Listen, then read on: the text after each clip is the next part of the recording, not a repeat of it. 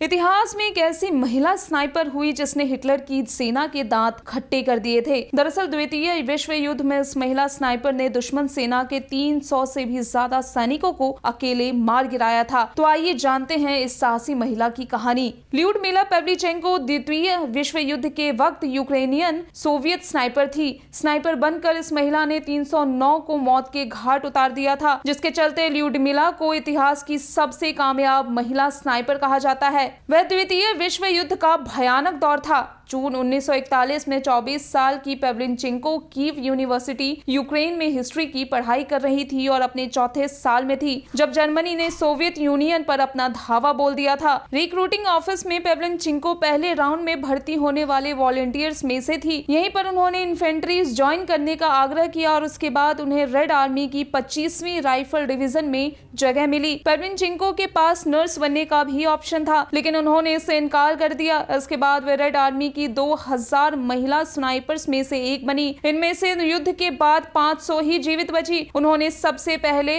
बेलियायेवका में 2 लोगों को मारा। पवलीचेंको ने ये काम Tokarev SVT 40 semi automatic rifle की मदद से किया था। पवलीचेंको ने ओडेसा के पास 2.5 साल तक लड़ाई लड़ी, जहां उन्होंने 187 लोगों को मारा था। जब रोमानिया को ओडेसा पर नियंत्रण मिल गया तब उनकी यूनिट को सेवास्टोपोल भेजा गया। यहीं पवलीचेंको ने 8 महीने तक लड़ाई लड़ी और मई 1942 तक लेफ्टिनेंट पवलीचेंको 257 जर्मन सैनिकों को मार चुकी थी। वहीं द्वितीय विश्व युद्ध में उनके द्वारा प्रमाणिक हत्याओं की संख्या 309 है और इसमें दुश्मन देश के 36 स्नाइपर्स भी हैं। जानकारी के लिए बता दें कि जून 1942 में पवलीचेंको मोर्टार फायर में घायल हो गई। बढ़ते खतरे और अपने नाम की चर्चा की वजह से उन्होंने कॉम्बैट से अपने कदम पीछे खींच लिए। हालांकि मेजर रैंक मिलने के बाद भी पवलीचेंको ने कभी भी कॉम्बैट में वापसी नहीं की और वह एक इंस्ट्रक्टर बन गई और युद्ध खत्म होने तक सोवियत स्नाइपर्स को ट्रेनिंग देने का काम करने लगी। 1943 में उन्हें सोवियत यूनियन के हीरो के तौर पर गोल्ड स्टार की उपाधि दी गई। साथ ही युद्ध के बाद उन्होंने कीव यूनिवर्सिटी से अपनी शिक्षा पूरी की और इतिहासकार के तौर पर अपने करियर को आगे बढ़ाया। बता दें कि 1945 से 1953 तक उन्होंने सोवियत नेवी के चीफ हेडक्वार्टर में रिसर्च असिस्टेंट की नौकरी की और 10 अक्टूबर 1974 को